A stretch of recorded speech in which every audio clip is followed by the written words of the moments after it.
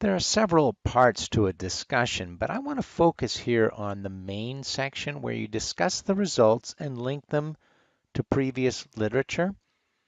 First thing you have to do is organize everything by research question. So you should have organized your literature view by research question. You should have organized your results by research questions, and you organize the discussion by research questions. The main purpose of the article or your paper is to answer research questions. So for example, let's pretend that I'm looking at attitudes and behaviors and performance with respect to laptops. I might have the question, what are students' attitudes towards laptops? It might be secondary school students' attitudes.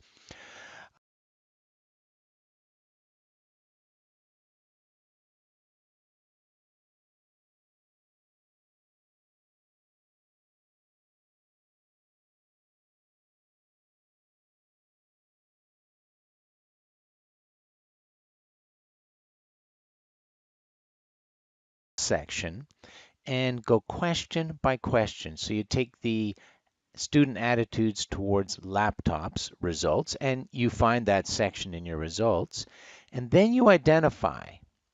Now you could print it out and highlight it and have it on your desk while you're actually writing your discussion. I've done that. Or if you have a big enough monitor, you can summarize the results, the key results only, not every result, the key results that you found that you think are important to highlight and present.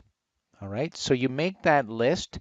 You can do it in Word and have and on the, say, the right-hand side of the screen, and then you can have your discussion on the left-hand side where you're going to actually write about it. So for each, you're in talking about a specific section like student attitudes towards laptops. You have a list of, say, 5 results that you want to discuss. So for each result, okay, so we take a look at one result and say students are positive towards attitudes. Secondary students are positive towards laptops. They get excited about them, whatever. So the first thing you do is you summarize the result. Now you don't restate everything in the results section because the results section has already done that. You clearly summarize without numbers what, or generally without numbers, you might say, well, half the students were positive about laptops, or more than half, or whatever. But generally, you try to do without numbers because the results are the numbers part, and you're just summarizing the result. So you clearly summarize the result, step 1. Then you go to your literature review. And remember that you organized your literature review based on research questions. So you go to the student attitudes toward laptops, and you see how every literature result that you've reported on matches or is relevant, actually is relevant to your result. So you find all the literature that's relevant to the result that you're going to report. Okay, that's step 2. Step 3 is you have to note whether the result matches previous research, does not match previous research, or is a new result altogether.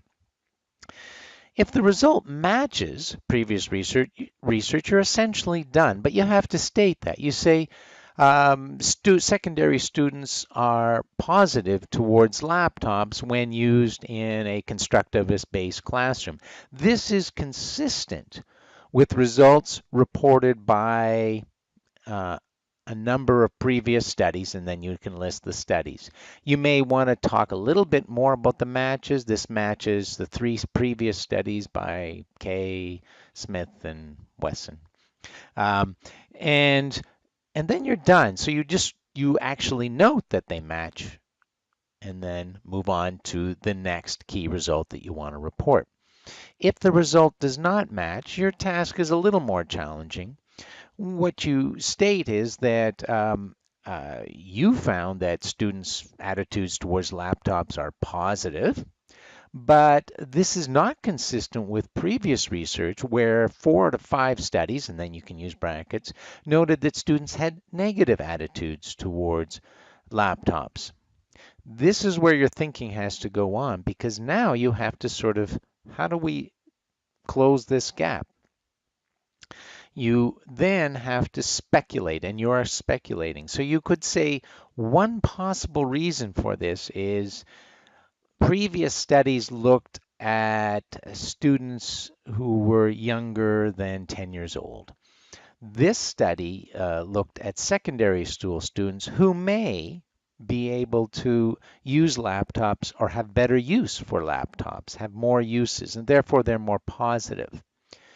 Then at that point you would say, if you because you don't know, because it's speculation, future research in this area might help to identify why these results don't match, or future research focusing specifically, more specifically on what students don't like, might help reconcile these differences. I'm kind of making this up, but what you want to do is provide insights based on your research, based on what's happened. What happened here? Why don't your results match? Maybe you were more careful. Maybe you had a better scale. Who knows? But you identify that. You don't go on and on about it because you don't want to go into fantasy land about possible things that may or may not exist. But you do want to identify perhaps insights or explanations why results don't match. That's the tricky one. If you have a new result, well, you're kind of done. You would say, we found that students' attitudes towards laptops were, they hated them. Um, Previous research didn't has not reported this or has not looked at attitudes. Now I know that research has looked at attitudes, but let's pretend that student attitudes, you could say secondary school students' attitudes towards laptops were positive. Their previous research has only looked at higher education students, so this one study suggests that the results are consistent, but this is a new result specifically for the secondary school population. All right? That's how you approach and write a discussion. Let's review. So you're organizing by research questions. For each research question, you find the key results in your results section and summarize them. And you can have them on the paper on your desk, or you can have them if you have a nice big screen, you can have a sheet with all the key summary results. For each result, then you have to go through those results and match them to the previous literature in your literature review. You have to try to match and find out what's relevant. Then you report on you connect all this research, these results. You connect whether it matches, whether it doesn't match, or whether it's a new result. And that's how you complete this main discussion.